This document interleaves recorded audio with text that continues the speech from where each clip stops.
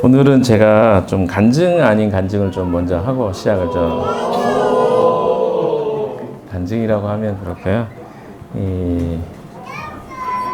저희 가정에 있었던 그 모습들을 좀 돌아보는 시간을 좀 가졌습니다.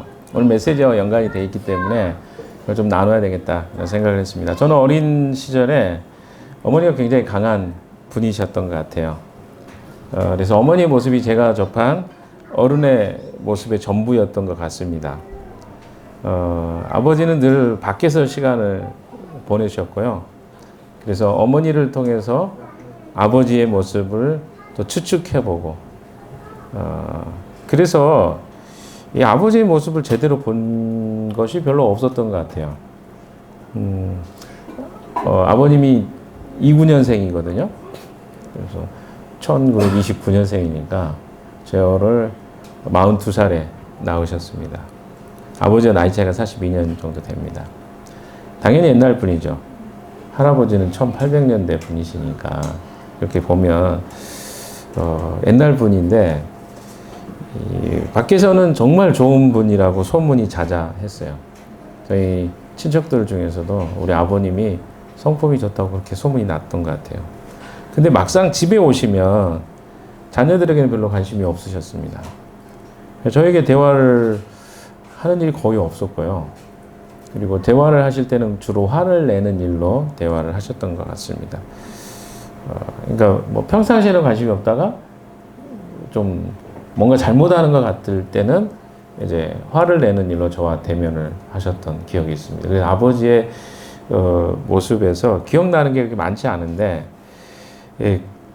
그런데 기억이 남았던 몇몇 장면이 있겠죠.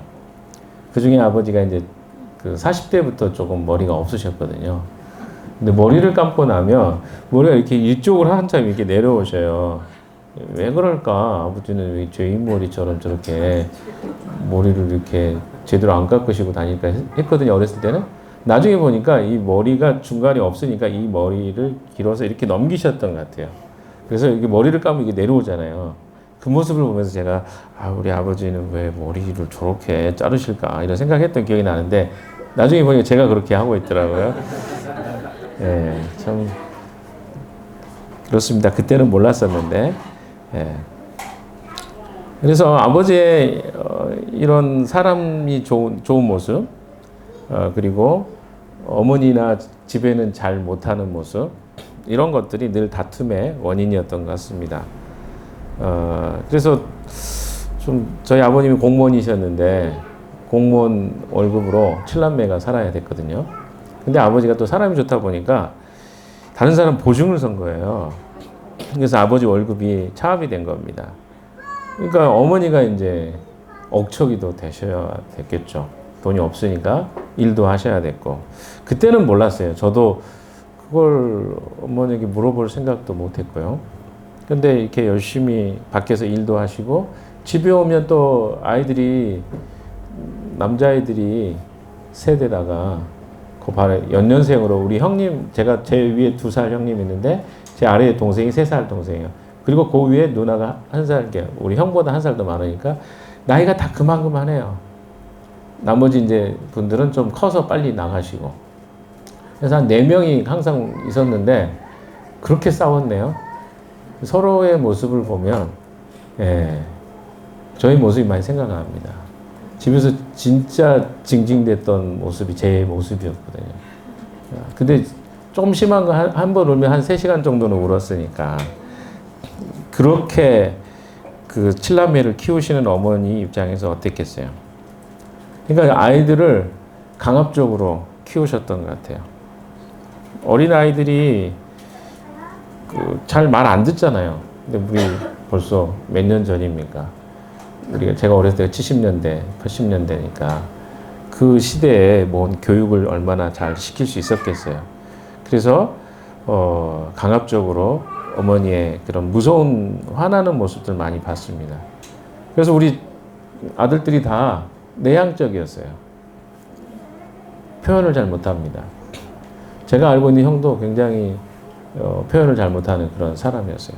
원래 우리는 다 그렇게 좀 내향적인 사람인지 알았습니다. 그런데 어머니 영향이 컸더라고요, 보니까.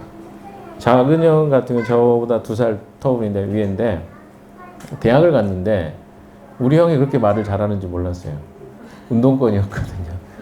그 시위를 앞에서 주도하는 일을 하더라고요. 한번 그 재판을 봤는데 재판장에서 형이 했던 그 최후 진술을 제가 잊지를 못합니다. 한 15분 정도 원고 없이 딱 이렇게 설교처럼 하는데 사람들이 박수를 치더라고요, 법정에서. 이런 모습을 제가 봤습니다. 그러면서 아, 이게 형이 내향적인 사람인 줄 알았는데 그런 사람이 아니었네? 라고 이제 알게 됐죠. 저도 내향적인 사람이었습니다. 그래서 진짜 고등학교 3학년 때까지 손들어서 발표해 본 적 한 번도 없다는 말을 제가 하는데 정말 그랬거든요. 기억이 다 나요. 앞에서 뭐 서서 이렇게 이야기를 하면 얼굴이 빨개지고 그리고 막 심장 소리가 막 귀에 막 들릴 것처럼 했던 그런 모습들이 기억납니다. 억압되었던 부분들이 사회생활 하면서 그렇게 드러나게 되더라고요. 누군가의 앞에 서서 내 자신을 드러내야 될 때 자신감이 없는 나의 모습. 늘 지지받고 응원받았던 삶이 아니었기 때문에 내가 말하는 말에 자신이 없게 되는 모습들을 보게 되었습니다. 그리고 가장 두려웠던 게 누군가로부터 평가받는 것, 판단받는 것이 제일 두려웠습니다. 그렇게 시간이 지나서 제가 고등학교 2학년 때 예수님을 알게 됐고 교회를 다니게 되었습니다. 예수님 만나게 되었죠. 전 교회 다니면서 나를 사랑해주는 사람들을 만나게 되었을 때 너무 좋고 행복했습니다. 진짜 저는 그 표현이 제 88년, 89년, 90년을 딱 3년을 제가 한 단어로 표현한다면 꿈과 같았다. 꿈만 같았다. 꿈속을 사는 것 같은 삶이었습니다. 이제 그만큼 이제 억눌렸다가 누군가의 사랑을 받기 시작하는 그런 삶이 무엇인가를 처음으로 경험했을 때 느꼈던 감정입니다. 편안하고 자유했고 기쁨이 가득했던 것 같습니다. 근데 이제 여러분도 잘 아시는 것처럼 그때 당시 교회는 상당히 율법적인 교회들이 많았습니다. 제가 다녔던 교회도 그랬던 것 같습니다. 그래서 교회 건물을 성전이라고 가르쳤고 성전에 들어갈 때는 어떻게 해야 된다. 그래서 강대상에 올라갈 때는 반드시 신발을 벗고 올라가야 되고 기도하고 올라가야 되고 거기 함부로 올라가면 야단 맞고 뭐 이런 교회를 제가 다녔습니다. 그때 이제 제가 또 대학에 들어가면서 CCC라는 것을 알게 됐죠. 거긴 너무 자유로운 거예요, 또. 저희는 자유를 찾은 여정이었던 것 같아요, 제 인생에. 그래서 교회에 다니다가 더 자유로운 곳을 알게 된 거예요. CCC에 그 여름 수련회를 갔는데 수련회 만여 명의 우리 청년들이 함께 찬양하고 노래하는 모습 가운데 야, 여기가 내가 있어야 될 곳이구나 라는 생각을 하게 됐습니다. 그래서 그때부터 CCC에 열심을 내기 시작했죠. 그래서 제가 율동도 그때 진짜 율하고는 아무 상관도 없었는데 율동을 배우기 시작하고 그때 한 3년 또 미쳐서 산 것 같아요. 막 진짜 여러분에게 몇 번 이야기 드렸지만 차 속에서 막 율동하고 있는 제 모습 생각해 보세요. 누가 보든지 안 보든지. 그리고 그 시간들이 너무 꿈만 같았습니다. 그렇게 생활을 이렇게 쭉 하게 됐는데 이게 교회에서는 경험하기 어려운 새로운 문화가 저에게 좋았는데 또 시간이 지나니까 여기서도 제게 뭔가 이상한 것들이 감지가 됐어요. 그 중에 하나가 기억에 남는 게 CCC 여름 수련회에 이제 저희 간사들은 취사를 했었거든요. 10,000명 취사를 했는데 그때 우리 간사들 앞에 한 간사님이 오셔가지고 저희가 한 130명 정도 됐거든요. 앉아 일어서 막 이렇게 하는 거예요. 뭐 기강을 잡는다고 그렇게 하더라고요. 근데 제가 감지를 했죠. 이게 신앙인들한테 이렇게 가르치나? 이런 생각들을 딱 저는 이제 하게 되었습니다. 그때부터 뭔가 문제가 있는데 이런 거는 감지를 했죠. 기분이 좀 안 좋더라고요. 비인격적인 느낌이 들었어요. 아니 내가 군대도 갔다 오고 나이도 지금 30이 다 됐는데 앉으세요 일어서 서세요도 아니고 앉아 일어서 이거를 내가 여기서 듣고 있다고 이런 반발심이 엄청나게 올라왔어요. 근데 또 하라니까 했죠. 예, 이런 것들이 저에게 이제 제 삶에 영향을 줬던 것 같아요. 근데 사람들 그렇잖아요. 내가 싫은 것을 내가 안 배우고 싶지만 사람 참 신기하게 내가 싫다고 하면서 내가 그렇게 하고 있는 모습을 제가 발견하게 되었습니다. 권위적인 모습을 제가 격렬하게 싫어하면서 격렬하게 제가 그걸 따라하고 있는 모습을 어느 날 발견하게 되었습니다. 제가 29살에 한 도시의 책임자가 되었습니다. CCC 도시 책임자가 됐는데 29살이었어요. 상민이가 30살인가? 네. 그 정도 나이 됐던 것 같아요. 근데 학생들을 가르치는데 제 모습 안에 내가 도시 책임자인데 내가 말하면 들어야지. 응? 그래서 그런 것들을 제가 이렇게 하고 있는 거예요. 그때는 몰랐어요. 이거 당연하다고 생각했거든요. 그리고 학생들이 무슨 일 있다고 그러면 제가 더 논리적인 말로 설득을 시켰습니다. 그래서 학생들이 제 앞에 서는 걸 굉장히 두려워했어요. 그래서 저 대신 크리스탈에 가서 많은 친구들이 이야기하는 걸 나중에 알게 됐어요. 저한테 말 못하니까. 권위가 저는 중요하다고 생각했어요. 그렇게 배웠어요. 그래서 35살이 된 시점에 싱가포르에 이제 신학을 하게 되었을 때 그때 좀 알았죠. 권위주의적인 것이 그렇게 좋은 것만은 아니구나. 왜냐하면 제가 사역을 다 마치고 났을 때 아무도 저에게 찾지 않는 외로움을 깊이 겪으면서 굉장히 우울감도 오더라고요. 나는 내가 믿었던 것은 이렇게 열심히 살면 사람들이 나를 인정해 줄 줄 알았어요. 그게 제가 배웠던 생각이었습니다. 그런데 철저하게 아무도 저에게 연락이 오지 않고 혼자 외로움을 겪으면서 더군다나 또 영어도 준비가 잘 안 돼가지고 신학교를 갈 때 너무 힘들었어요. 그러면서 제가 내 살았던 삶을 돌아보는 시기가 되었죠. 저에게 전환점이 됐던 시기가 이스트라는 신학교에 제가 다니게 되면서부터였습니다. 저의 이런 권위적이고 율법적인 가치관들이 하나씩 깨지게 되는 계기가 되었습니다. 그 이유가 참 많습니다. 제가 하나부터 10까지 이야기하면요. 제임스 이렇게 생각할 수밖에 없었겠구나 하는 이유들이 있습니다. 예를 들어서 하나 이야기해 볼까요? 제가 이스트에 가서 신학교에 처음에 갔을 때 저는 입학을 못 했거든요. 입학 시험을 봤는데 떨어졌어요. 그래서 고민을 했죠. 나에게 인생의 최고의 위기다. CC에서 사역은 멈추었고 신학을 가기로 발령은 났는데 신학교에서 오지 마라 그러고 나는 어떻게 해야 되지? 이런 위기였어요. 그때 이제 제가 정말 간절하게 하나님께 기도하는 시간들을 보내면서 나름 결정을 했습니다. 아무도 저에게 이렇게 하라고 말하지 않았지만 제가 어떤 결정을 내리냐면 신학교에 가서 일단 학교에서 받아주지 않아도 나는 거기서 내가 선택을 하겠다. 결정을 보겠다. 올해 안에까지 시험 볼 수 있는 기회가 주면 내가 계속 거기서 공부를 하고 그리고 학교에서 당신은 이제 안 되겠습니다 하면 저는 돌아온다. 이런 마음으로 제가 떠났어요. 싱가포르로.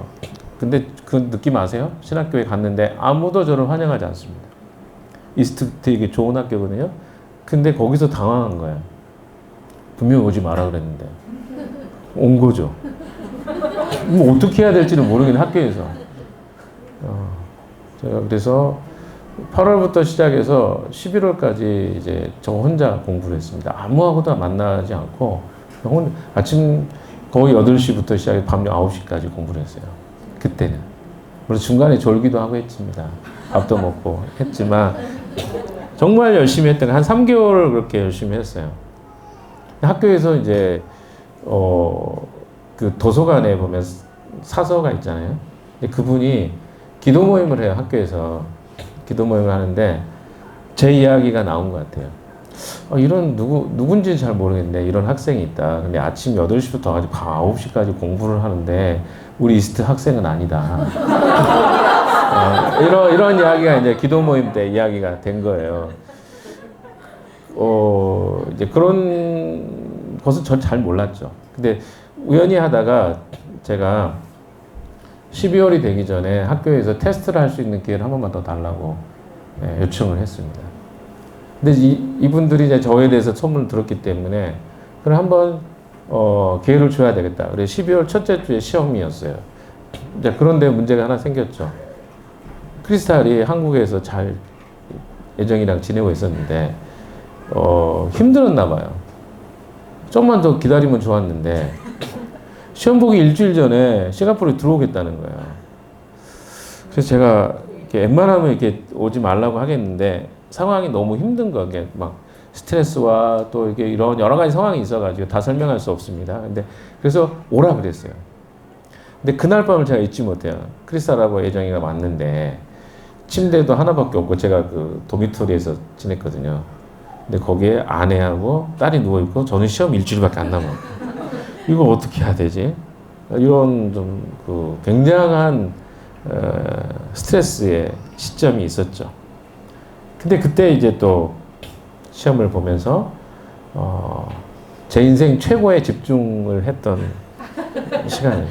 시험이 끝나고 머리가 막 뽀개질 정도로 아팠어요. 왜? 너무 집중하니까 이거 내 인생에 이렇게 시험에 집중했으면 내가 고시도 합격했겠다 이런 정도로. 그리고 그날 와서 정말 제가 꿈에 내 점수 몇 점입니까? 제 담당했던 친구한테 물어봤어요. 근데 그 친구가 제게 페이퍼로 이 점수 맞은 것 같다고 이야기해 줬거든요. 근데 제가 아내한테 가기 전에 내가 꿈에서 이 점수 맞은 것 같은데 그 합격인데 혹시나 이게 남들이 사실이 아니라고 할까봐 이거 맞은 것 같아 이야기해 줬거든요. 근데 갔는데 어땠을 것 같아요? 그 점수를 맞은 거예요. 합격을 했죠. 근데 저보다 같이 입학하신 분들은 이제 그 랭귀지 코스를 하시는 분들이 있었어요.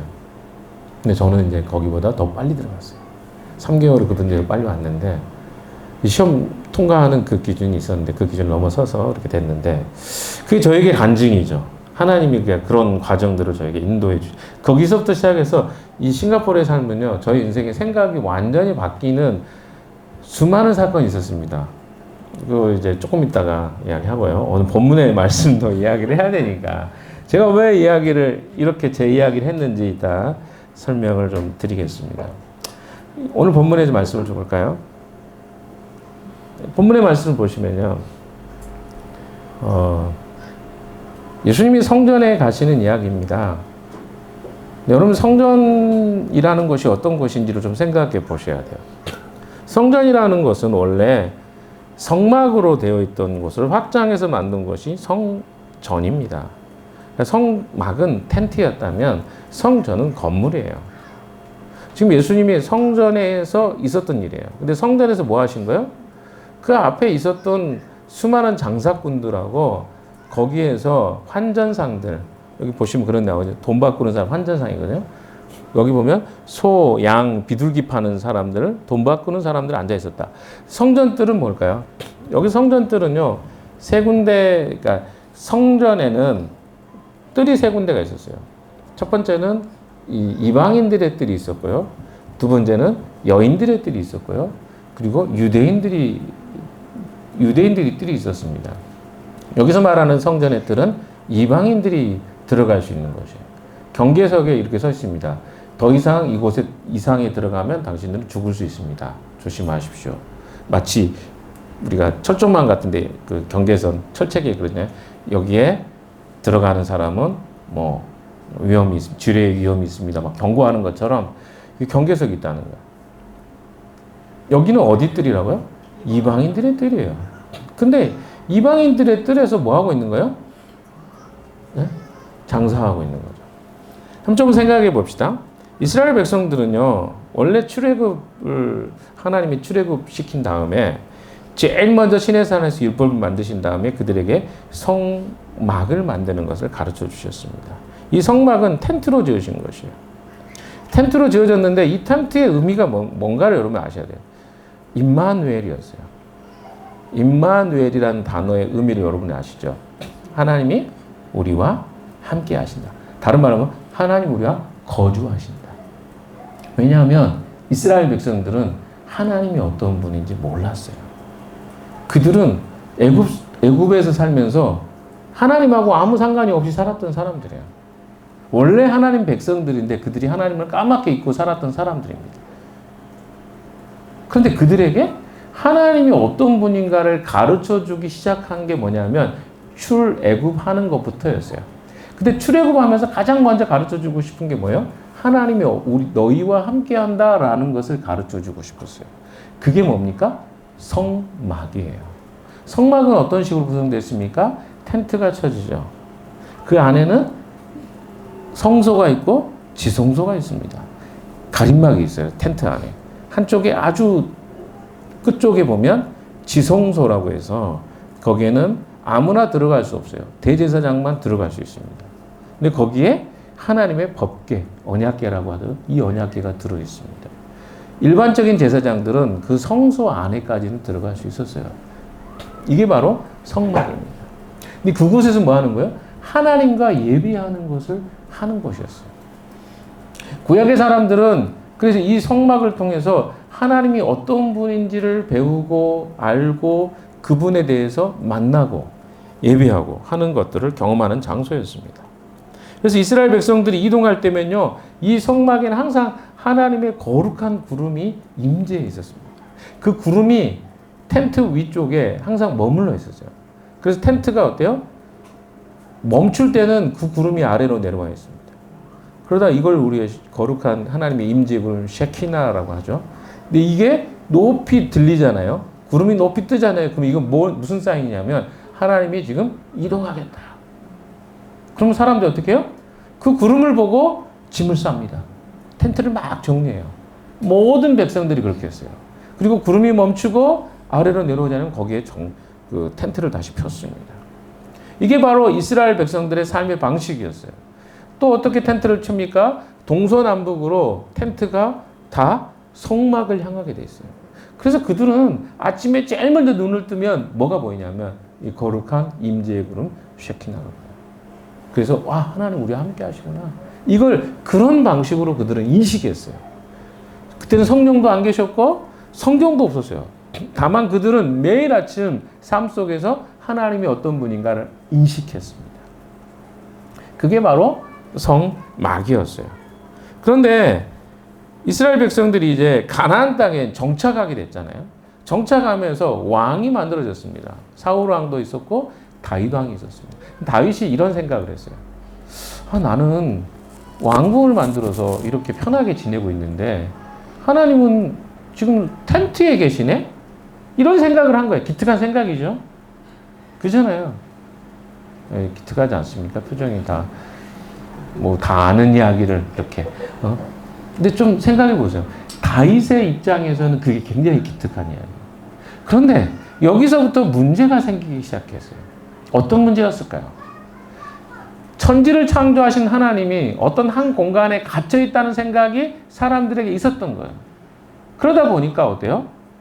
다윗의 이 기특한 생각이 어떻게 보면 하나님을 제한하는 것이고 생각할 수도 있게 된 것이죠. 이따가 조금 그 말씀을 좀 찾아보겠습니다. 왜 이게 문제가 있는 행동이고 생각인지를. 근데 다윗의 입장에서는 굉장히 자기 나름에는 기특한 생각을 한 거예요. 그래서 뭘 만들고 싶어 했어요? 성전을 만들고 싶어 했어요. 근데 하나님이요, 다윗, 너는 안 돼. 다윗을 되게 사랑했잖아요. 너는 안 돼. 그래서 다윗의 아들이었던 솔로몬이 성전을 짓습니다. 그게 열왕기상 1장부터 9장까지 이야기입니다. 11장까지 이야기라고 볼 수도 있죠. 그런데 그 이야기가 오늘 배경이 되는 이야기입니다. 성전은 그렇게 완성이 된 거예요. 여차여차해서 두 번의 성전이 회파가 됩니다. 한 번은 언제? 바벨론이 침입해가지고 성전이 완전히 소멸됐어요. 거기에 있는 금으로 만들었던 수많은 기물들이 다 바벨론에 의해서 옮겨져 갔습니다. 어디 갔는지 모르죠. 방패만 해도 뭐 금으로 따지면 뭐 수십 킬로가 되는데, 수킬로가 되는데, 작은 방패, 큰 방패가 있으니까 전부 다 금으로 만들었어요. 근데 그거 다 훔쳐간 거죠. 다 빼앗긴 거죠. 그 다음에 두 번째 이제 성전을 짓게 된 게 스룹바벨에 의해서 성전이 건축됩니다. 여러분 아시죠? 성전 건축되는 거. 그 다음에 그게 또 회파가 돼요. 그래서 나중에 헤롯이 성전을 건축합니다. 그래서 46년 걸렸다는 말이 그런 거예요. 왜? 세 번째 성전 건축까지 46년이 걸려서 성전이 건축됐습니다. 자, 이런 배경을 가지고 이야기해 봅시다. 처음에 시작할 때 이 성막의 이야기, 성전의 이야기는요, 하나님의 임재가 사실은 중요한 키워드였어요. 근데 나중에 뭘로 갑니까? 장소로 키워드가 바뀌어버려요. 장소로. 그러니까 하나님이 진짜 주고 싶었던 메시지는 뭐였어요? 내가 너희의 진짜 통치자고 또 내가 진짜 너희를 다스리는 분이라는 것이 사실 중요한 개념인데 이게 선한 의도였지만 다윗이라는 존재가 성전을 만들겠다는 생각 속에 성전을 만들어 버리니까 사람들은 뭘로 가요? 성전이 어떤 특별한 의미가 있다는 생각을 갖게 된 거예요. 그 성전이라는 장소에 사람들이 모든 생각에 꽂히게 됩니다. 그래서 이곳은 중요해. 그래서 여러분 그 중세 시대에도 예루살렘을 어때요? 회복해야 된다. 십자군 전쟁 그렇게 해서 일어난 거잖아요. 장소적 의미를 너무 중요하게 생각하는 거예요. 사람들이 온통 거기에 모든 시선을 빼앗기게 됩니다. 근데 예수님이 지금 오신 거예요. 예수님이 오셔가지고 하는 말이 뭔지를 한번 좀 들여다봅시다. 자, 이 배경을 제가 쭉 이야기했습니다. 그럼 예수님이 뭘 이야기하고 싶을까요? 자, 보세요. 유대 사람들의 유월절이 가까워져서 예수께서 예루살렘 올라가셨는데 그는 성전뜰에서 소와 양과 비둘기를 파는 사람들과 돈 받고 저는 사람들이 앉아 있는 것을 보시고 14절, 15절. 자, 읽어봅시다. 시작.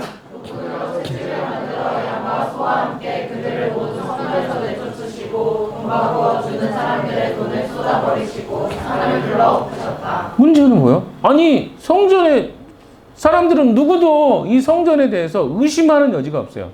의심의 여지가 없습니다. 성전은 중요한 것이야. 근데 성전이 진짜 어떤 곳인가는 아무도 모르고 있는 거예요. 왜? 아니 요한복음 1장에 보세요. 뭘 이야기합니까? 예수님이 무슨 이야기를 하는지 한번 봐볼까요? 1장에? 제가 쭉 한번 읽어볼게요. 1장에. 요한복음 1장입니다. 1절부터, 몇 절부터일까요? 2절부터 한번 볼까요? 그는 태초에 하나님과 함께 예수님, 말씀이셨던 예수님을 이야기합니다. 그는 태초에 하나님과 함께 계셨다. 모든 것이 그로 말미암아 창조되었으니 그가 없이 창조된 것은 하나도 없다. 예수님이 창조주라는 것이 여기 나옵니다. 말씀으로 표현된 로고스, 말씀인데, 말씀이 육신으로 오셨으니까 그 육신으로 오신 예수 그리스도는 원래 하나님이셨어요. 빌립보서 2장 5절에도 그렇게 이야기합니다. 그는 근본 하나님의 본체이시나 하나님과 동등됨을 취할 것으로 여기지 아니하시고 스스로 종의 형체를 가지셨다 이렇게 말씀하고 있죠. 하나님과 함께 계시다가 오신 거예요. 그리고 창조하셨어요, 그분이. 자, 그래서 4절에 보시면 그에게 생명을 얻었으니 그 생명은 사람들에게 빛이다. 사람들에게는 그 생명이 빛이었습니다. 그런데 그 빛이 어둠 속에 비치니 어둠이 그 빛을 이기지 못하였다. 그 다음에 이야기합니다. 자, 8절 보세요. 8절 시작. 그 사람은 빛이 아니었다. 그는 그 빛을 증언하려. 이건 세례 요한에 대한 이야기입니다. 세례 요한은 빛이 아니어서 증언하러 왔습니다. 자, 9절 시작. 참빛이 있었다. 그 빛이 세상에 와서 모든 사람을 비추고 있다. 예수님이 빛이신데 그분이 오셨다는 거예요. 그러면 사람들이 어떻게 해야 돼요? 그 빛을 환영해야 되잖아요. 근데 10절에 보세요. 그는 세상에 계셨다. 세상이 그로 말미암아 생겨났는데도 세상은 그를 알아보지 못하였다. 자, 중요합니다. 세상이 그를 알아봤다, 못 알아봤다? 못 알아봤대요. 그는 빛으로 오셨는데 빛이 사람들에게 생명인데 그 빛을 사람들이 못 알아봤대요. 자, 10절, 11절 보세요. 시작. 그가 자기 땅에 오셨으나 그의 백성은 그를 받아들이지 않았다. 빛이신 그분을 받아들이지 않았어요. 그분이 창조주 되심에도 불구하고 아무도 그를 받아들이지 않았다. 자, 그러나 12절 보세요. 12절 시작. 그러나 그를 받아들인 사람들, 곧 그 이름을 믿는 사람들에게는 하나님의 자녀가 되는 축복을 받아들이지 않았는데 누구에게는 특권을 주셨어요? 그를 받아들이는 사람에게는 그의 자녀가 되는 특권을 주셨다. 근데 그건 뭘로 주어진다? 이들은 혈통으로나 육정에서나 사람의 뜻에서 나지 않고 하나님의 뜻에서 났다. 그러니까 누가 영접할 수 있냐면 하나님의 뜻으로 난 자들만이 영접할 수 있는 거예요. 자, 그러면 다시 2장으로 가봅시다. 제가 2장을 이야기하려고 1장을 이야기할 수밖에 없었습니다. 그 사람들이 예수님을 못 알아봤단 말이에요. 그러면 이 사람들은 누구입니까? 예수님 믿는 사람들입니까? 아닙니까? 아니죠. 아닌 거예요. 왜냐하면 성전에 왔는데 사람들은 성전을 어떤 곳으로 생각했어요? 거기서 장사해도 되는 곳으로 생각했어요. 원래 성전의 의미를 좀 생각해 봅시다. 제가 원래 성전은 어떤 곳이었냐면 성전에서는 하나님 예배하는 곳이었어요. 그래서 사람들이 가나안에 정착하면서 거리가 좀 있을 거 아니에요. 뭐 가까운 동네에 사는 사람도 있지만 먼 동네에 사는 사람도 있을 거 아닙니까? 그래서 성전에 가까이 사는 사람들은 가까이 룰루랄라 가는 거죠.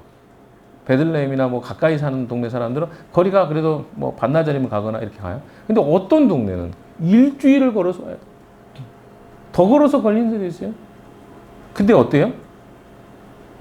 송아지, 염소, 비둘기 이런 거 들고 와야 돼. 그래, 비둘기는 그나마 새장에다 해가지고 오면 돼. 근데 어때요? 송아지 끌고 오면 어떻게 될까요? 갑자기 길가에다 묶어놨는데 막 도망가. 그럼 그 찾으러 가야 돼. 염소 막 뒤로 받고 양도 마찬가지. 도망가면 그러면 또 잊어버리면 또 사야 되잖아요. 막 이런 불편함이 생긴 거예요. 처음에는 원래 다 그렇게 했단 말이에요.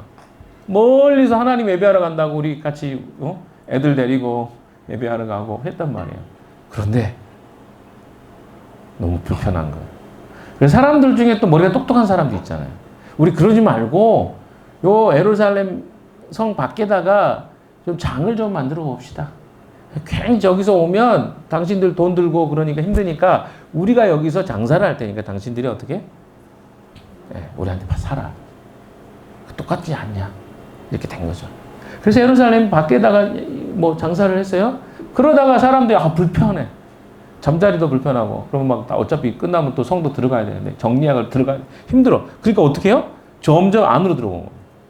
그래서 어떻게 해요? 어디까지 들어온 거예요? 이방인의 뜰까지 들어온 거예요. 이방인의 뜰은 어떤 것인가 좀 이야기해 봅시다. 이방인의 뜰은요, 이방인들 중에서도 하나님을 믿는 사람이 있었어요. 출애굽할 때도 보면 출애굽한 이스라엘 백성들 안에도 이방 사람도 있었습니다.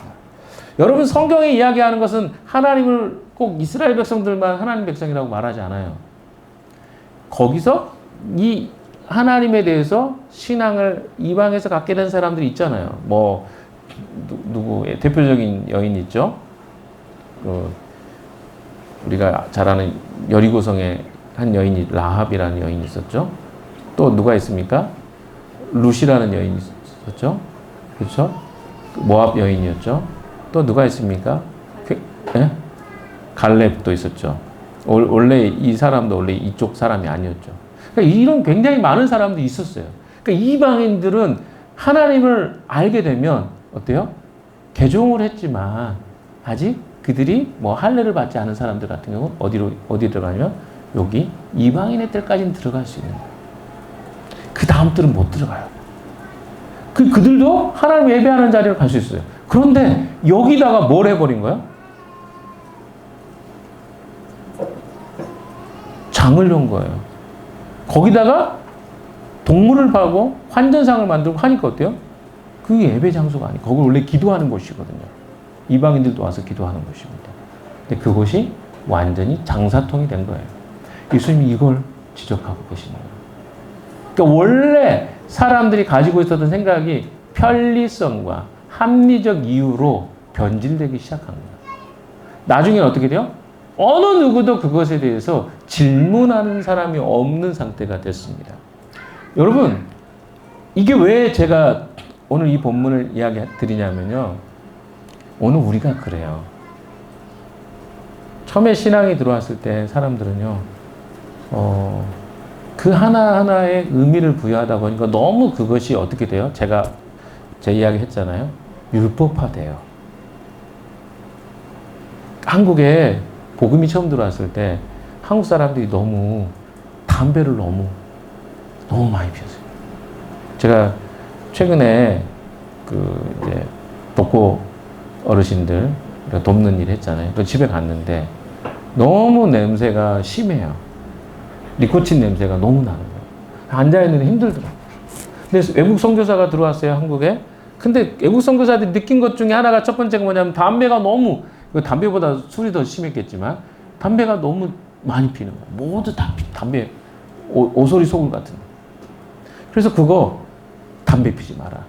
이게 이제 첫 번째 선교사들이 했던 금지했던 거거든요. 두 번째가 뭐냐면 이제 술 먹고 너무 흥청망청한 사람이 많은 거예요. 그래서 기독교인이 되면 요거는 좀 하면 안 되겠다라고 해서 그게 들어왔어요. 근데 사실은 성경이 이야기하고 있는 바하고는 조금 달라요. 성경은 아예 술 자체를 금지하거나 뭐 흡연 자체가 뭐 죄다 이렇게 말하지 않아요. 그런데 우리나라에 들어오면서 그런 것들이 이제 금지하는 걸로 이렇게 정리가 된 거죠. 그러다 보니까 이게 시간이 지나잖아요. 어떤 현상이 생기냐면 교회 다닌 사람은 술을 마시면 안 돼. 또 뭐예요? 교회 다니면 담배를 피면 안 돼. 이렇게 된 거예요. 그래서 사람들 묻지도 않아요. 교회 다니는데 왜 너 목사 술 마시면 안 돼?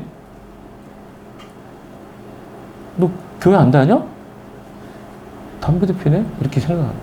그래서 이걸 거부하기 너무 어려운 사회적 분위기가 됐어요. 근데 본질은 뭐예요? 그건 아닌데 우리도 모르게 본질과 떨어지는 어떤 것들이 우리에게 굉장히 많아지기 시작한 거죠. 이런 현상이 성경에 엄청 많습니다.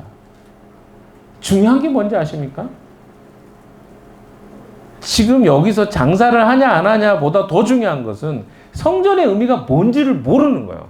이 사람들은. 완전히 그 본질을 잊어버린 거예요. 자, 그래서 이 사람들에게는 이게 삶이 돼버린 거죠. 우리도 너무 잘 알아요. 크리스천들 중에 누가 교회를 건물로 아는 사람이 얼마나 있겠어요. 교회 건물 아니다라고 이야기해요. 나도 안다. 그런데 여러분이 사고 깊은 곳에 무슨 생각을 해요? 교회 하면 건물을 이야기합니다. 그래서 우리가 어떻게 해요? 이 카페에서 예배드리면 교회 아니라는 거예요. 그러니까 교회에 대한 개념 자체가 뭔지 잘 모르니까 뭘 생각해요? 교회는 건물로 생각해요. 그러니까 원래 의미하고는 상관없이 사람들 안에 인식된 것들이 있어요. 그리고 어때요? 우리가 여기서 카페에서 예배드린다고 하면 이상한데? 이렇게 생각해요, 사람들이. 근데 이런 사람이 한두 명인지 아세요? 많아요. 여러분, 이 동네 사람들 우리 이상하게 보잖아요. 왜? 카페에서 예배드린다는 이유예요. 그 특별한 이유가 없어요. 우리가 무엇을 믿는 데 관심이 없어요. 어떤 형태로 저 사람들이 모이는가에 관심이 있어요. 그리고 그것을 대해서 이상하다고 본단 말이에요. 이게 우리의 모습이에요. 이게 한두 명이 아니라 수많은 사람들이 그러고 있어요. 그럼 우리가 본질적으로 한번 고민해 봐야 되지 않겠어요? 나는 정말 신앙이 무엇인가에 대해서 깊은 고민 속에 나의 삶을 살고 있는지, 아니면 남들이 말하는 것처럼 이런 이유가 그냥 나는 그렇게 믿어. 그냥 그런 것 같아. 여러분이 믿고 있는지. 예수님은요, 그렇게 생각하는 사람들을 향해서 이 말씀을 하고 있어요. 성전의 본질이 모르는 거예요. 자, 봅시다. 다 걷어치운 다음에 17절, 18절 보세요. 제자들은 주님의 집을 생각하는 열정이 나를 삼킬 것이라고 하고 기록한 성경 말씀을 기억하였다. 이거 나중에 기억한 거예요. 그때 기억한 거 아니에요. 왜 뒤에 보면 알아요. 보시면 유대 사람들이 예수께 물었습니다. 당신이 이런 일을 하다니 무슨 표징을 우리에게 보여주겠어? 그래서 왜 이 사람들이 이런 질문을 했을까요? 뭔가 네가 특별한 사람이 되니까 이런 일을 할 것 같은데 지금 우리가 그래 네가 뭘 하는지는 대충은 알겠어. 근데 당신이 어떤 사람인데 능력이 있는 사람이라면 자기 능력을 보여줘야 될 거 아니야. 이런 거죠. 자기들 방식으로 이해하고 싶은 거예요. 자기들이 방식의 이해가 뭡니까? 기적이라든가 이적을 보여주면 그들은 믿는 거예요. 근데 그런 방식이 아닌 걸로 이야기를 하면, 본질을 이야기하면 그들은 받아들이지 않는 거예요. 아니, 우리도 그렇지 않습니까? 누군가가 사실을 이야기한다고 여러분 받아들입니까? 내가 이해하는 방식으로 설명하지 않으면 안 받아들이잖아요. 이게 우리 모습이에요. 이들도 똑같았어요. 자기들이 이해하는 방식으로 설명 안 해주면 나는 안 받아들일 거야. 네가 진리를 이야기하는지 모르겠어. 그러나 나는 그게 진리가 아니라고. 왜? 나 그렇게 믿지 않기 때문에. 이런 생각입니다. 뒤에 보세요. 제자들조차도 그랬어요. 19절. 예수께서 그들에게 말씀하셨다. 이 성전을 허물어라. 그러면 내가 사흘 만에 다시 세우겠다. 자, 20절 한번 읽어봅시다. 시작. 그러나 유대 사람들이 말하였다. 이 성전을 짓는데 46때나 걸렸는데 이것을 사흘 만에 세우겠다고? 무슨 말이에요? 이 사람들은 예수님 말하는 성전의 의미를 전혀 이해하지 못했어요. 그러니까 이 엉뚱한 소리를 하는 거예요. 46년이나 걸렸는데 이걸 3일 만에 세우겠다고요? 예수님 말은 뭡니까, 여러분? 자기 자신의 육체를 이야기하잖아요. 이거 뒤에 보세요. 21절. 그러나 예수께서 성전이라고 하신 것은 자기 몸을 두고 하신 말씀입니다. 우리는 이 말씀 때문에 알아요. 이게 무슨 의미인지. 그러나 여러분 진짜 이 의미를 이해하고 이 말씀을 믿으십니까? 다르잖아요. 그렇게 생각 안 하면서도 그냥 이 말이 그렇다고 하니까 믿는 거죠. 그러니까 지적으로 이것을 동의하는 거하고 마음으로 이것을 깊이 이해하는 건 다릅니다. 근데 이걸 이해하지 않고도 우리는 믿는다고 말해요. 그래서 실제로 예수 그리스도의 부활과 그분이 이 일을 행하신 것이 어떤 의미인가를 이야기할 때는 받아들이지 않아요. 뭐만 해요? 아, 그랬다니까 하니까 그건 알아요. 이 정보가 여러분을 바꿔놓지 못합니다. 아까 이야기했죠? 교회에 대해서 모르는 사람이 누가 있어요? 건물에 대해서 안 들어본 사람이 누가 있겠어요? 그 이야기할 때마다 이야기해 줬겠죠. 그러나 우리 안에 깊이 믿고 있는 건 뭡니까? 또 다른 걸 믿고 있는 거예요. 에이, 그래도 건물은 있어야지. 그게 교회지. 이게 우리가 진짜 믿고 있는 바예요. 그러니까 부활에 대해서 이야기하지만 부활을 안 믿는 사람이 얼마나 많습니까? 여러분 스스로 생각해보세요. 내가 부활에 대해서 이야기하지만 기독교의 부활을 여러분 믿고 있습니까? 제자들도 안 믿었다니까요. 보세요. 제자들은 예수께서 죽은 사람들 가운데서 살아나신 뒤에야 그가 하신 말씀을 기억하시고 하고, 그 전까지는 안 믿었다는 거예요, 제자들도. 그러니까 이게 우리의 이야기입니다. 우리가 믿고 있는 것과 아는 것에 갭이 있는 거예요.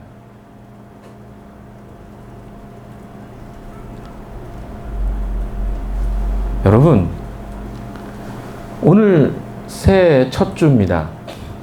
제가 여러분에게 이 첫 주에 우리 교회가 1년 동안의 주제를 가지고 있다는 걸 말씀을 드릴게요. 올해 우리 교회 주제는 안팎의 변혁이 있는 해입니다. 안팎이라는 것은 내 안과 밖입니다. 내 안에서부터 변혁은 시작돼야 돼요. 그 변혁은 뭐냐면 성경이 이야기하고 있는 사실을 받아들이는 것으로부터 시작됩니다. 근데 이들은요, 하나님을 믿는다고 했어요. 종교인들이었어요. 근데 그들은 하나님을 믿지 않았어요. 굉장히 아이러니 아닙니까? 우리는 그리스도인이에요. 근데 그리스도인이 하나님 믿지 않는 그리스도인도 있을 수 있습니다. 아니, 아까 이야기했잖아요. 예수님이 빛으로 이 땅에 오셨어요. 그래서 사람들이 그를 영접했다고요? 아무도 영접하지 않았어요. 지금 이 땅에는요, 예수님이 오셔서 예수님으로 설명되지 않는 게 너무 많아요. 예수님이 아니면. 근데도 우리는 뭐요? 그냥 믿어요. 그냥 그렇게 하다 가는 거지. 인생은 다 그런 거지. 라고 생각합니다. 우리는 그렇게 생각하지 않기 때문에 예수님 믿는 거죠. 우리는 이 세상에 태어난 이유가 있다고 믿습니다. 창조된 이유가 있다고 믿어요. 그리고 우리의 삶이 끝나면 심판이 있다는 사실도 믿습니다. 그것이 그리스도인이에요. 내 인생의 삶이 이것으로 끝난다면 어떤 의미가 있을까? 그럼 제가 여러 차례 이런 이야기 들었습니다만, 인생 이게 끝이라면 우리가 왜 이렇게 삽니까? 왜 이렇게 힘들게 살아요? 막 도덕을 왜 지켜요? 한번 질문해 보세요. 아니, 왜 도둑질하면 왜 안 돼요? 어차피 인생 죽으면 끝나는데. 아니, 이런 생각을 저는 어렸을 때 했어요. 그래서 내가 꼭 이렇게 법을 지켜야 되나? 이런 생각을 고등학교 때 했습니다. 내 인생이 어떻게 한번 이렇게 하다 가면 끝나는 거라면? 여러분 어떤가요? 왜 그렇게 사세요? 힘들게? 마음대로 살면 되잖아요. 하고 싶은 거. 왜 살찌면 안 돼요? 왜 다이어트 하세요, 여러분? 그냥 어차피 그냥 그렇게 살다 가면 되잖아요. 이런 생각하면. 우리가 자꾸 뭔가 착하게 살고 선하게 사는 이유가 뭐 어디 있냐는 거예요. 왜 그렇게 살아야 돼요? 남에게 칭찬받는 거 그게 뭐 어때서? 죽으면 끝나는데. 그러니까 이런 모든 이유를 대보면 이 하나님이 안 계시면 우리 삶은요 엉망이 될 것밖에 없어요. 왜? 마음대로 살아도 되잖아요. 어차피 죽으면 끝인데 그거 누가 평가할 거예요? 평가한 게 무슨 의미가 있어요? 이런 생각이 들어요.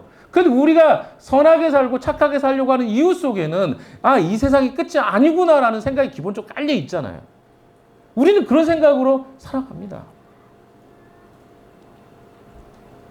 그런데 유대인들이요 하나님을 믿는다고 하면서 그들이 하나님 믿지 않았어요. 그러니까 어때요? 예수님 말씀하시는 예수님 자신이 성전이란 말이 이해가 안 된 거예요. 아니 성전은 건물인데 어떻게 그걸 예수님 자신이 성전이라는 거야? 자, 성전의 이유를 조금만 더 설명해 봅시다. 성전이라는 것은요 뭐냐면 아까 얘기했죠. 하나님이 우리와 함께 하신다. 예수님의 이름이 임마누엘이야. 그 아들의 이름을 임마누엘이라 그랬잖아요. 뭡니까? 하나님이 우리와 함께 하신다. 예수님이 이 땅에 오셔서 우리와 함께 하는 거. 그게 성전이에요. 성전의 의미를 이야기했죠. 하나님이 그 백성들 가운데 함께 하시는 것을 볼 방법이 없기 때문에 가시적으로 만들어 놓은 게 성전이었어요. 성막이었고. 아까 셰키나 이야기했잖아요. 그게 바로 성막이었어요. 그런데 예수님이 어때요? 진짜 하나님이 우리 가운데 오신 거예요. 장막을 들고 사신 거예요. 그러니까 구약의 의미는 그림자라면 예수님은 실체란 말이에요. 실체가 오셨는데 예수님을 보니까 하나님이 이런 분이구나 라고 하는 것을 우리가 알게 된 거예요. 그러니까 예수님의 자신은 뭐예요? 성전 자체가 누구예요? 예수님 자신이라고 말한 거예요. 왜? 하나님을 보여주는 게 성전이기 때문에. 근데 예수님이 하나님 자신이잖아요. 그분이 오셨어요. 그러면 어때요? 자기 자신이 진짜 성전인 거예요. 저거는 모형인 거예요. 그래서 모형을 가르쳐 놓고 내가 진짜야 라고 말하고 있는데 사람들은 못 알아본 거예요. 그러면 그들이 믿고 있는 신앙은 뭔가요? 다 가짜인 거죠. 그럼 왜 그럴까요? 왜 그들이 그렇게 깨닫지 못했을까요? 그 이유가 3장에 보면 여기는 없지만 3장에 보면 나옵니다. 3장에 누구에 대한 이야기가 나옵니까? 니고데모에 대한 이야기가 나옵니다. 니고데모 이야기를 여러분 잘 아시니까 제가 니고데모 이야기를 간단히 해보겠습니다. 니고데모는요 어떤 사람이냐면 유대의 관원이었어요. 그러니까 한마디로 이 사람은 유대인 중에서 상당히 높은 직함을 가진 그 정부 관리였습니다. 그리고 어떤 사람입니까? 우리로 따지면 국회의원 정도 됐던 사람이고 다르게 이야기하면 종교 지도자였어요. 그러니까 니고데모가 신앙심이 없거나 하나님 모르지 않았어요. 성경을 달달 외웠던 사람들이 바로 종교 지도자들입니다. 그러니까 니고데모에 대해서 우리가 이야기할 때 그는 무식하다고 이야기하는데 그렇지 않습니다. 굉장히 해박한 학식을 가지고 있는 사람이에요. 그런데 예수님이 질문을 해요. 네가 거듭나야 된다. 근데 거듭나야 되겠다는 말을 하셨는데 니고데모가 알아먹습니까? 못 알아먹습니까? 못 알아먹어요. 그래서 뭐라고 그래요? 그러면 제가 어머니 뱃속에 들어갔다 나와야 됩니까? 다시 들어갔다 나와야 됩니까? 생각해 보세요. 말이 됩니까? 우리 자경성도님 등치도 작으신데 우리 등치 큰 우리 성찬이, 곽성이, 소희가 어떻게 뱃속에 들어갔다 나와? 그러면 거듭나는 거 불가능하네? 애기 이 쪼매난 아이들 낳기도 힘들어가지고 애쓰고 막 몇 시간 진통해서 안 되면 수술해서 나와야 되는데 어떻게 하는 거야? 이런 식의 사고를 한 거예요. 누가? 니고데모가. 그게 무슨 말이냐면 이 사람은 영적으로 거듭나지 않았기 때문에 이 말의 의미가 뭔지를 모르는 거예요. 그러니까 성경이 이야기하는 내용들이 우리에게 잘 안 되고 안 다가오고 안 들리잖아요. 대부분의 이유는 뭐냐면 내가 거듭나지 않았기 때문에. 제가 과거에 중학교 때도 교회를 다녔어요. 제가 미션 스쿨 다녀가지고 주보를 받으러 가야 됐어요. 내가 신앙심은 없는데 학교에서 성적은 나야 되니까 주보를 가져가야 점수를 주고 성경 점수를 받아야 됐어요. 근데 가서 뭐 하는지 아십니까? 매일 졸았어요. 성경 수업도 있었어요. 졸았어요. 기억이 그거밖에 없어요. 왜 졸았을까요? 거듭나지 않았으니까. 내 안에 예수님이 이해될 리가 없죠. 재미가 없는 거예요. 딴 세상 이야기 같았어요. 그럼 맨날 졸았어요. 좋은 사람 그래서 이해합니다. 제가 충분히 이해해요. 많이 졸았거든요. 저도. 왜 이렇게 달콤하게 졸리는지 그랬어요. 그런데 내가 예수님을 알게 되니까요. 그게 더 이상 졸리지가 않는 거예요. 그 이야기가. 근데 또 신기한 게 뭔지 알아요? 과거에 들었던 이야기가 다 기억이 나는 거예요. 그때 이런 이야기였네. 내가 몰랐는데. 우리 도덕 선생님이 성경 이야기 많이 해줬거든요. 도덕 시간. 나는 그게 너무 재미없어. 처음에. 도덕 시간에 성경 이야기, 도덕을 이야기하지. 근데 그게 지금 40년이 넘었는데 기억이 나요. 내가 그때는 안 듣는다고 생각했는데 들린 거야. 깨달아지니까 그게 어떤 의미인지가. 그래서 그분이 했던 천국과 지옥에 대한 이야기 중에 하나 기억이 나는 건 그분이 야 니들이 영원하다는 게 뭔지 알아? 영혼은 이런 거야. 독수리가 있는데 바위가 엄청 큰 산이 있어. 그럼 거기서 100년마다 한 번씩 갖고 날개로 한 번 탁 친다. 바위를. 그럼 거기서 무슨 일이 일어나지? 아무 일 안 일어나지? 또 100년 후에 와서 독수리가 바위를 친대요. 그것이 모래알이 될 정도가 영혼이라는 거예요. 대체 그 영혼은 얼마나 긴 영혼일까? 근데 그때는 그게 무슨 소리인가 몰랐어요. 그리고 또 그러죠. 물방울이 뚝뚝 떨어진대요. 10년마다 한 번씩 물방울이 떨어지는데 그 물방울이 떨어져가지고 그 바위가 구멍이 뚫어질 정도. 그게 영혼이라. 그분이 그 설명했던 내용들이 그런 거예요. 그 40년 전에 설명 들었던 내용. 제 중학교 때. 근데 예수를 알고 나니까 이해가 돼요. 무슨 말인지. 아, 그 말이었구나. 여러분, 우리가요, 거듭나잖아요. 들리기 시작합니다. 또 하나가 뭔지 아세요? 예수님이 성령에 대한 이야기예요. 성령에 대한 이야기를 하면서 예수님이 하셨던 말이 있습니다. 3장의 이야기입니다. 거기 뭐라 성령은 바람과 같다. 바람은 어디서 와서 어디로 가는지 알지 못한다. 근데 바람은 알 수 있는 게 있잖아요. 뭘 통해 알아요? 바람은 나뭇가지가 흔들리는 걸 통해 바람이 있구나. 보이지 않지만 성령은 어떻습니까? 성령은 제가 그런 표현 많이 해요. 사람의 마음이 성령이 아니면 바뀌지 않아요. 그렇게 단단하고 굳었던 마음이 하나님의 영이 내 마음을 만지잖아요. 부드러워져요. 바뀌어요. 이해가 되고. 이게 성령의 역사입니다. 제자들도 그 성령을 만나고 경험하니까 진짜 깨달아진 거예요. 결론으로 좀 가봅시다. 저도 신학교 시절 때 내가 잘못 알았던 개념들이요. 하나씩 깨졌어요. 그 중에 하나만 제가 마지막으로 간증 아닌 간증 이야기 하고 싶어요. 제가 정말 미안한 게 한 가지 있어요. 교수님한테. 제가 신학교 때 히브리어나 몇 가지 수업을 듣는데 우리 딸이 어렸어요. 근데 6살, 7살 때인데 수업을 들어야 되는데 크리스탈도 수업을 들었거든요. 그래서 아이를 11시, 유치원이 좀 늦게 해. 그러니까 우리가 하고 데려다 주고 와서 가면 되는데 우리 수업을 있으니까 갈 수가 없는 거예요. 그래서 예정이도 아침 9시부터 히브리 수업 듣고 여러 수업들을 많이 들었단 말이에요. 근데 기억을 못 할 거예요. 맨날 잤거든요. 주로 많이 잤어요. 쓰러져 자고. 그러다가 보면 이제 유치원 이제 가는 시간이 되잖아요. 그럼 교수님이 그때마다 데려다 줬어요. 차가 없으니까. 예정이 태워가지고 갔어요. 매일 그러셨어요. 근데 제가 그때 36, 7 됐는데 어느 날 예정이가 가야 될 시간인데 못 간 거예요. 교수님 잊어버린 거 깜빡. 근데 제가 엄청 화가 나는 거예요.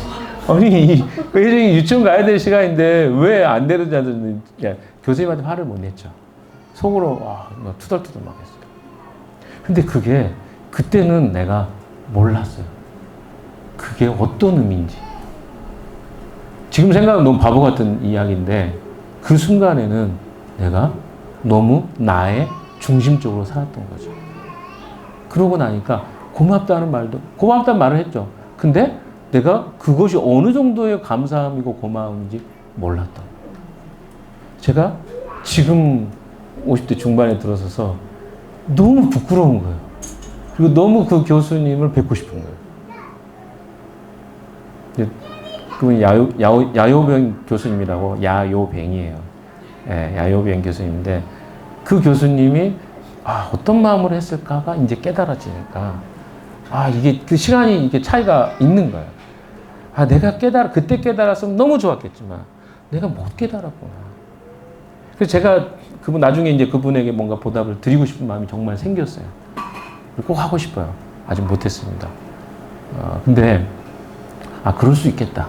우리 지체들 중에 내가 그 시기에 겪었던 이해되지 않는 행동들을 하고 있을 수 있겠다라는 생각이 제 안에 이해가 됐어요. 그 시간이 지나서 하나님이 그 마음을 깨닫게 해주시면 깨닫게 되는데 그 시간이 시간차와 갭이 있을 수 있겠구나.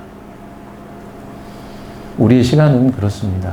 때로는 우리가 다 이해하지 못해도요, 반드시 이 하나님이 거듭나게 하시고 성령이 우리의 마음을 터치하시면요, 우리 생각이 바뀌기도 합니다. 사랑하는 여러분에게 이 새해 첫 시작점에 첫 주에 드리고 싶은 말씀은요, 여러분이 거듭났는지 돌아보십시오.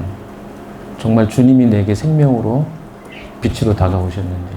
내가 깨닫지 못하는 것들은 대부분 여기서부터 문제예요.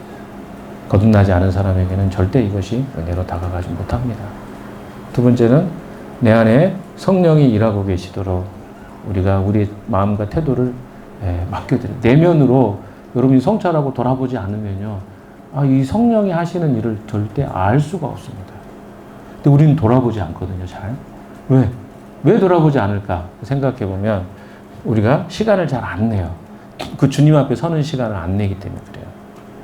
여러분, 거울을 보지 않으면 내 모습을 우리가 점검하지 못합니다. 똑같아요. 주님 앞에 서는 시간이 있어야 점검이 됩니다. 안 서면요, 점검 안 돼요. 아무리 옆에서 이야기해줘도. 여러분 그렇잖아요. 고집이 세가지고 저하고 비슷하잖아요. 그래서 내가 스스로 돌아봐야 나는 받아들입니다. 남이 이야기한다고 안 받아들여. 제가 요즘 포기한 것들이 많아요. 안 되겠구나. 내려놔야 돼. 하는 건 많아요. 왜? 이거 내가 해서 안 되는 것이라는 게 느껴져요. 하나님이 하셔야 돼요. 근데 여러분이 돌아보지 않는데 어떻게 그게 가능할까요? 돌아보는 거 뭘로 돌아봐야 돼요? 내 내면을 들어보는 거울은 하나님 앞에 서는 거예요. 기도하는 거하고 말씀 보는 거밖에 없는데 말씀도 여러분 정말 제대로 들어보셔야 돼요. 그냥 오늘 했다 하기 위해서 보는 게 아니라 정말 하나님이 어떤 분인가 알기 위해서 보잖아요. 달라집니다. 그래서 첫 주에 안팎의 변혁이 일어나는 첫 번째는 내면으로부터 시작됩니다. 그 내면은 무엇으로부터 시작된다? 들여다봐야 된다. 내 내면이 어떠한가. 도와달라고도 하십시오. 잘 못 보겠으면. 근데 그런 사람은 거의 없더라고요. 아무도 반응이 없네요. 거의요. 여러분 다 잘 돌아보시죠? 거짓말 하지 말라고 이야기 드리고 싶어요. 아무튼 우리가 들여다보면 변화가 생긴다니까. 안 변화되는 건 들여다보지 않는 거예요. 아니 내가 문제가 있다는 걸 보는데 어떻게 내가 바뀌지 않을 수 있겠어요. 내 얼굴에 묻었는데 왜 이걸 안 지우겠어요. 안 지웠을 때는 이유가 있죠. 안 보니까 안 들여다보니까 안 지우는 거 아니겠어요? 내가 깊이 내 얼굴에 뭐가 시커멓게 묻었는데 그걸 안 보면 못 지우는 거죠. 아니면 봤다 하더라도 새롭게 보고 이쁘다 갖고 와버린 거죠. 한 해 동안 이 첫 시작점에 돌아보는 일을 좀 합시다. 그래서 내면이 바뀌고 그래서 그것이 우리 주변에도 흘러가는 그런 한 해가 되시기를 주님의 이름으로 축원합니다. 기도합시다. 하나님 아버지 고맙습니다. 우리 자신을 돌아보고 점검하는 것이 얼마나 중요한 것인지 알려주시니 감사합니다. 거듭나고 성령이 우리 안에 역사하지 않으면 우리는 바뀔 수 없는 존재입니다. 주님 우리에게 거듭남과 성령을 주셔서 우리 자신이 변화되는 귀한 역사 있게 해 주시옵소서. 예수 그리스도 이름으로 기도했습니다. 아멘.